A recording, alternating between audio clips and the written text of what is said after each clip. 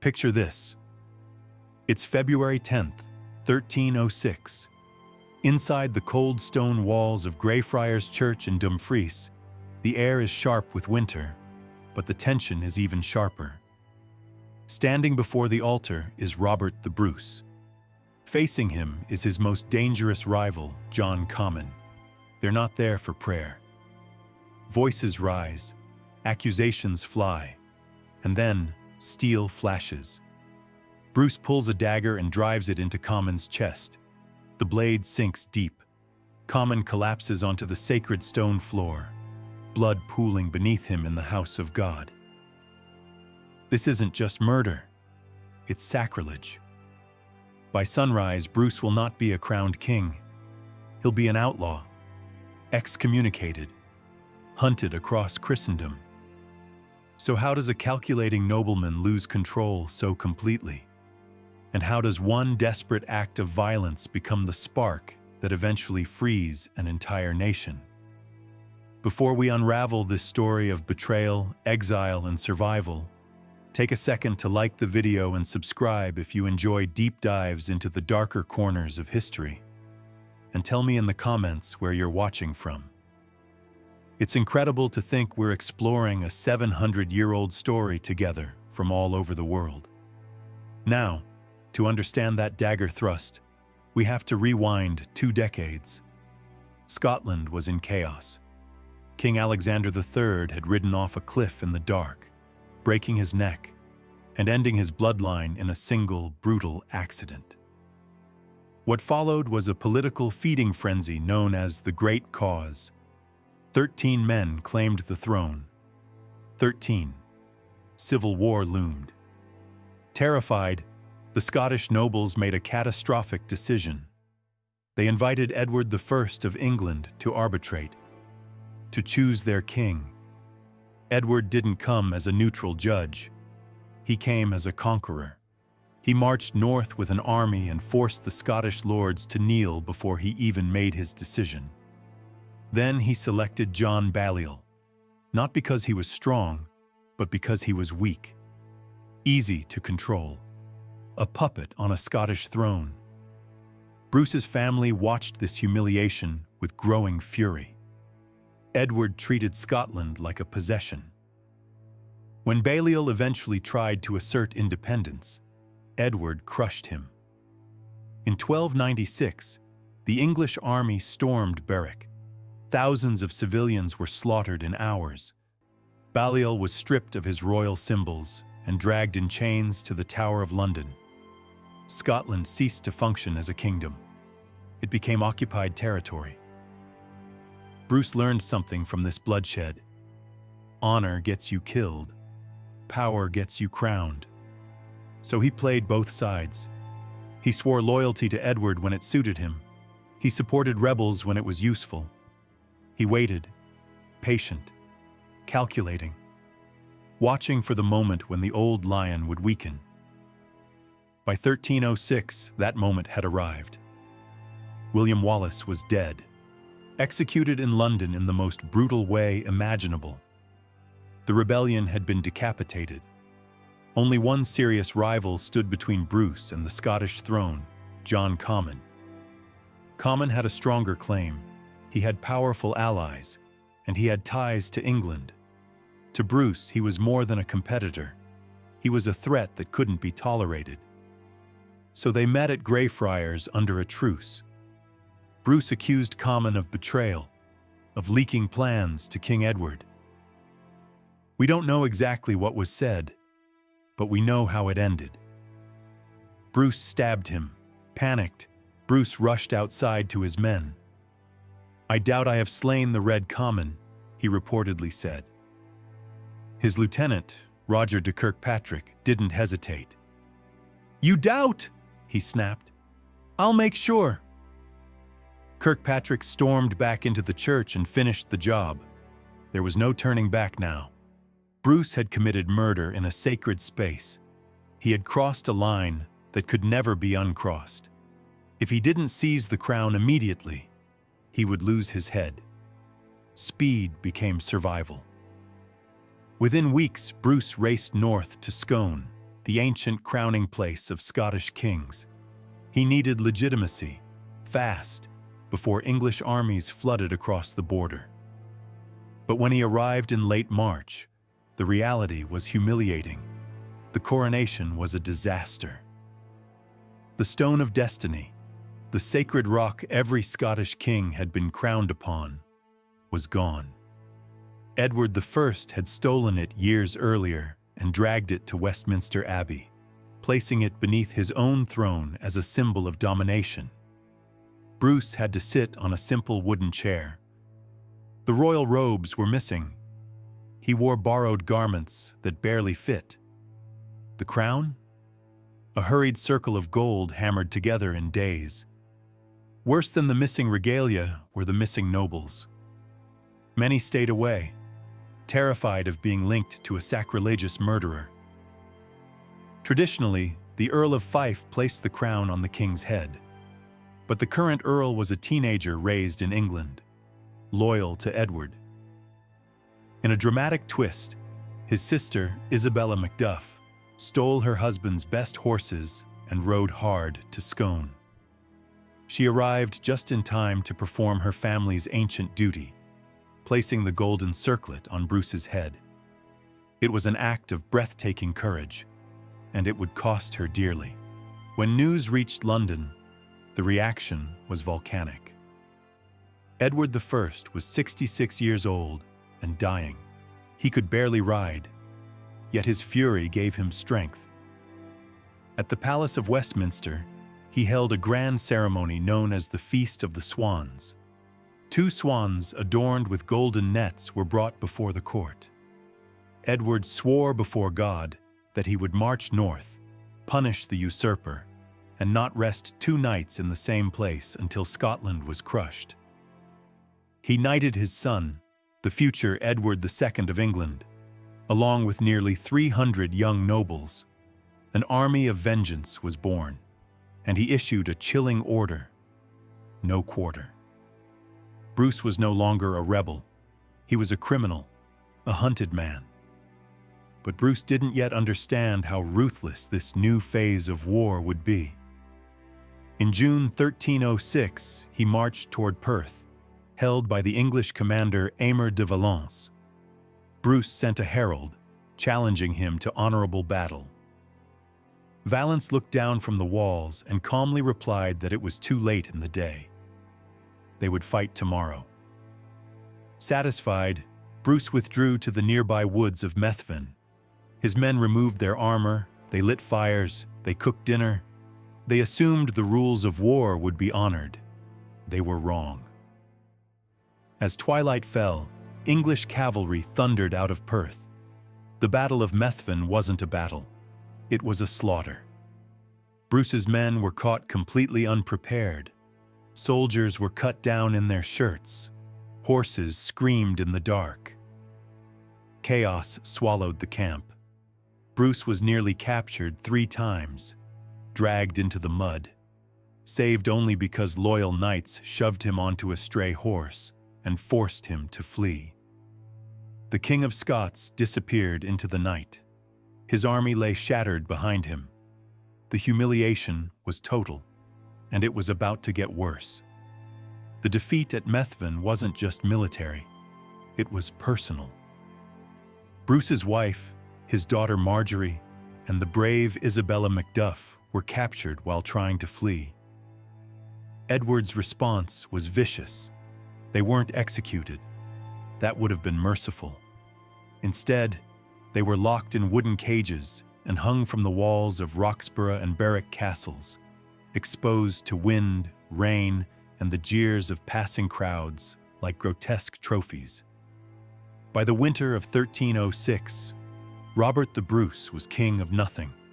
No army, no castles, no family. Just heather, mist, and men hunting him. The English controlled the fortresses, but in the wilderness, Bruce faced something arguably worse: the MacDougals. This part of the story often gets simplified into England versus Scotland. But the Wars of Independence were also a civil war. The MacDougall clan was allied by blood to the murdered John Comyn, They weren't fighting for politics. They were fighting for revenge. When Bruce tried to move west toward the coast, they ambushed him at Dalry, the king's field. It wasn't a formal battle. It was chaos in a narrow glen. Highlanders poured down from rocky slopes, screaming for his head.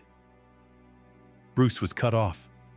3 attackers lunged at him at once, one grabbing his bridle, another clutching his leg, a third scrambling onto the back of his horse. He survived by sheer brute force. He smashed one man with the hilt of his sword. He trampled another under his horse. He twisted violently and hurled the 3rd attacker off his back. But in the struggle, a MacDougall tore away Bruce's cloak, ripping off a silver brooch as a trophy. That brooch, the brooch of Lorne, remains in MacDougall hands to this day. A tangible reminder of the day Scotland's king nearly died in the mud. Dalry broke something in him. Bruce realized that a large force wasn't strength. It was a target. So he did something almost unthinkable for a medieval king. He disbanded his army. He ordered his followers to scatter, hide, melt into the forests. He kept only a handful of loyal men, including the young and fiercely devoted James Douglas. They lived like hunted animals. They ate raw venison, drank from streams, slept in the rain, never stayed in one place twice. Meanwhile, the English commander Aymer de Valence intensified the pursuit. He unleashed bloodhounds trained to track human scent. One night, Bruce and his foster brother heard the baying getting closer. They were alone. Bruce made a desperate decision. They would split up and run in opposite directions, hoping to divide the pack. It didn't work. The hounds locked onto Bruce. Cornered near a stream, he waded into the freezing water and walked upstream for hundreds of yards, masking his scent. Then he hauled himself into the branches of an overhanging tree. He clung there in silence as soldiers and dogs passed directly beneath him, confused by the broken trail. The King of Scotland was hiding in a tree. By late 1306, staying on the mainland was suicide. Bruce vanished into the Atlantic mists. Some say he went to Rathlin Island. Others claim the Hebrides, maybe even Norway. For 4 months, the world assumed he was finished. The English relaxed. The common faction breathed easier, but exile changes a man. Stripped of crown, army, and pride, Bruce had nothing left to lose. The aristocratic code of honor that had guided him to disaster at Methven died in those caves, and in its place, something colder was born. Legend says he watched a spider spinning a web in a damp cave, falling again and again before finally succeeding. It's usually told as a children's story about perseverance, but if Bruce watched that spider, he likely saw something else entirely. A spider doesn't chase its prey. It doesn't challenge stronger enemies head-on. It builds traps. It waits. It strikes when the victim is helpless. That's asymmetric warfare. Bruce emerged with a new doctrine: never fight fair. He would burn his own castles rather than let the English use them. He would attack at night, strike supply lines, ambush columns, destroy morale. In the 14th century, this was considered dishonorable, bandit behavior. Bruce stopped caring about honor. He cared about winning. He returned to the mainland in February 1307, landing near Turnberry with only a few boatloads of hardened men. They vanished into the Galloway Hills like ghosts. The English knew he was back. They just couldn't find him. The first real test of this new strategy came at Glen Trool. Valence marched a heavy English column into a narrow glen to flush Bruce out. The old Bruce would have formed ranks on the valley floor. The new Bruce took the high ground. His men waited above the English path, levers wedged beneath massive boulders. When the column was fully committed, a whistle pierced the air. The Scots heaved. Tons of granite crashed down the slopes, smashing into the tightly packed English ranks. Horses screamed. Men were crushed. Chaos erupted before swords were even drawn. Then the Scots charged downhill into the panic. It wasn't glorious. It was effective. Bruce had won with gravity. But the most decisive change wasn't tactical. It was biological. South of the border, the man who had terrorized Scotland for decades was dying. Edward I of England was ravaged by dysentery. He could barely move, yet forced his army to carry him north on a litter. On July 7, 1307, at Berg by Sands, within sight of Scotland, the old king finally died. His last reported command was grotesque: that his body be boiled, his flesh stripped from his bones, and his skeleton carried at the head of the army until Scotland was conquered. His son ignored the request. Edward II of England buried his father and turned the army around. The pressure evaporated overnight. Edward II was nothing like his father. He was distracted, unpopular, and politically fragile. Bruce suddenly had what he'd lacked for years: time. But before he could confront England fully, he had unfinished business at home. The common family still held the north. In 1308, Bruce marched against them, not to negotiate, to eliminate. He fell violently ill during the campaign, possibly from years of exposure and starvation. Some chronicles say he couldn't walk, couldn't even lift a spoon. He was carried on a litter while the Earl of Buchan, a common ally, gathered forces to finish him. When the enemy approached near Inverurie, Bruce demanded to be mounted. His knights hesitated. He insisted. They tied him to the saddle. Imagine the sight: a pale, shaking king, barely alive, riding at the front of his army. It electrified his men. It terrified his enemies. The common lines broke. But Bruce wasn't satisfied with victory. He wanted annihilation. What followed became known as the Hership of Buchan, the harrying of Buchan. Villages burned, granaries destroyed, livestock slaughtered, wells poisoned, forests torched. This wasn't warfare, it was erasure. Bruce turned a fertile region into wasteland so no rival could ever rise there again. It was cold, calculated, devastating. He sacrificed a part of Scotland to save the whole. By the end of 1308, the north was silent, not peaceful, silent, and now, finally unified.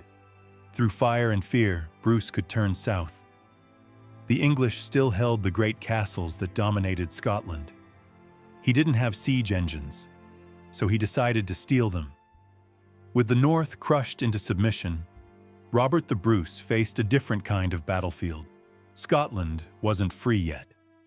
It was pinned down by a chain of English-held castles, massive stone fortresses that projected control over the countryside like iron fists. Bruce didn't have trebuchets. He didn't have time for long sieges. So he turned the war into a series of burglaries. He unleashed two of his most dangerous captains, James Douglas and Thomas Randolph. They didn't storm castles, they broke into them. Take Roxburgh Castle in 1314. It was a key border stronghold, impregnable by conventional means. Douglas waited for Shrove Tuesday, the night before Lent, a night of feasting and heavy drinking. He knew the English garrison would be distracted. Under darkness, he and 60 men crawled across open fields on their hands and knees, cloaks pulled over their armor. From the walls, an English sentry squinted into the gloom and reportedly laughed. "Looks like a farmer's left his cattle out late." They weren't cattle. When they reached the base of the wall, the cattle stood up, hurled padded rope ladders over the battlements, and swarmed upward. They burst into the great hall screaming, "A Douglas! A Douglas!" The castle fell in minutes. Weeks later, Randolph tackled something even more absurd: Edinburgh Castle, perched on a sheer volcanic rock and considered untouchable. A former soldier named William Francis revealed a secret. As a young man, he had climbed a nearly vertical goat path to visit a girl in the town below. On a moonless night, Randolph and 30 men followed him up that same cliff. Halfway up, they froze. An English guard above them peered into the darkness, picked up a stone and shouted, "I see you!" The stone crashed past them into the abyss. They flattened themselves against the rock, waiting for arrows. None came. The guard had been joking, trying to scare his friends. He had no idea 30 Scots were clinging to the cliff beneath him. They finished the climb, scaled the wall, and opened the gates from inside. Edinburgh fell. But here's the genius. A traditional king would have repaired these castles and stationed troops inside. Bruce ordered them destroyed. The policy was called slighting. He knew that holding stone fortresses would only give the English something to recapture. Castles were traps for smaller armies, so he tore them down. Walls leveled, wells filled, timbers burned. He was dismantling feudal Scotland and replacing it with something more fluid: mobility over masonry. By summer 1314, only one major English fortress remained: Stirling Castle. And that's where everything converged. Bruce's brother, Edward Bruce, made a reckless agreement with the English governor. If Stirling wasn't relieved by midsummer, it would surrender. That forced the hand of Edward II of England. He couldn't ignore it. He assembled the largest army England had ever sent north, over 20,000 men, including thousands of heavy cavalry, and marched toward Scotland. Bruce had perhaps 6,000 spearmen. By traditional standards, this should have been the end. But Bruce chose his battlefield carefully: Battle of Bannockburn. He positioned his army in the New Park, a wooded area that neutralized English numbers. To one side ran the Bannockburn, a stream with steep, muddy banks, and across the open ground in front of his lines, he had prepared something sinister. Hundreds of knee-deep pits, camouflaged with grass.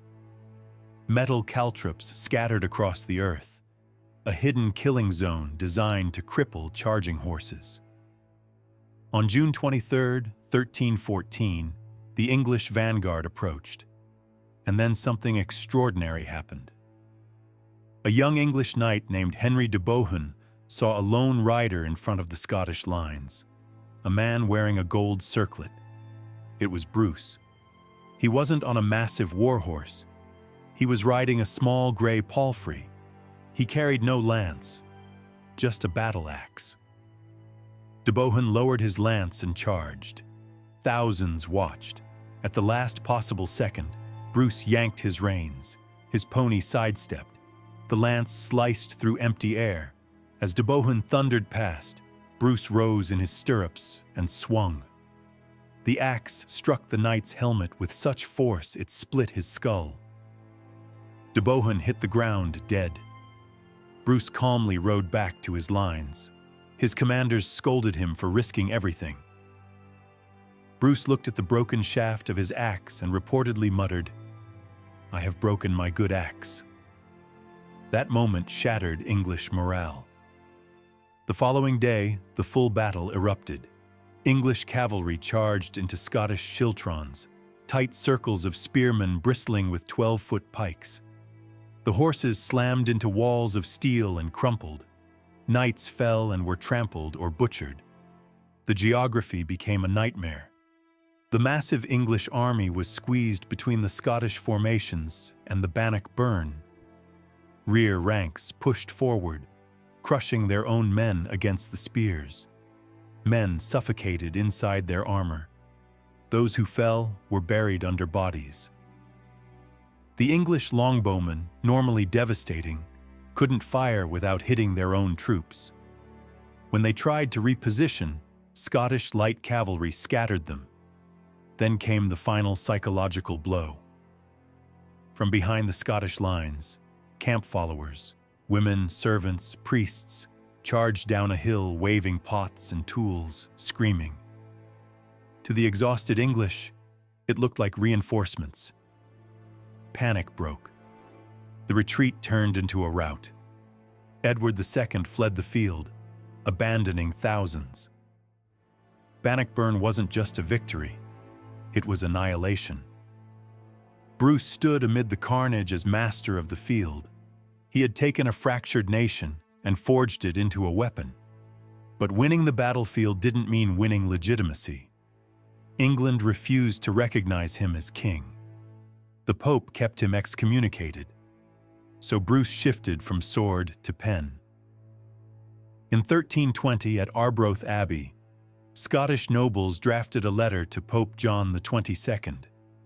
We know it as the Declaration of Arbroath. It was revolutionary. It declared that Bruce was king because he defended Scotland's freedom, and that if he failed, they would replace him. The king ruled by contract, not divine entitlement. For as long as but 100 of us remain alive, it proclaimed, never will we be brought under English rule. It is not for glory, nor riches, nor honors that we fight, but for freedom. The diplomatic pressure mounted. Finally, in 1328, England signed the Treaty of Edinburgh-Northampton, recognizing Scotland's independence and Bruce as rightful king. The war was over, but Bruce was dying. Years of stress and hardship had ravaged him. Perhaps leprosy, perhaps another chronic illness. By 1329, he was a shadow of the warrior who had swung an axe at Bannockburn. At Cardross, he summoned James Douglas. Bruce carried guilt for killing John Comyn in a church, for years of bloodshed, for a crusade he had vowed but never undertaken. He made one final request. When he died, his heart was to be cut from his chest, placed in a silver casket, and carried to Jerusalem. On June 7, 1329, Robert the Bruce died at 54. Douglas kept his promise. He wore the king's heart around his neck and sailed south, but never reached the Holy Land. In 1330, fighting in Spain against the Moors, Douglas charged into battle. Surrounded, he hurled the silver casket into the enemy ranks, shouting that he would follow his king's heart. He was cut down. Bruce's heart was returned to Scotland and buried at Melrose Abbey. His body lay at Dunfermline. So how do we remember him? Statues show a noble warrior. Films soften his edges. But the truth is harder. He murdered a rival in a church. He burned his own lands. He destroyed castles. He starved regions into submission. He was ruthless, calculating, often brutal, and that is precisely why he succeeded. Scotland didn't need another martyr like William Wallace. Martyrs are inspiring, but they're dead. Scotland needed a survivor, a man willing to stain his soul to secure his nation's future. Robert the Bruce didn't just win battles. He forced Scotland back onto the map. And he proved that sometimes history isn't written by the most virtuous, but by the one who refuses to disappear.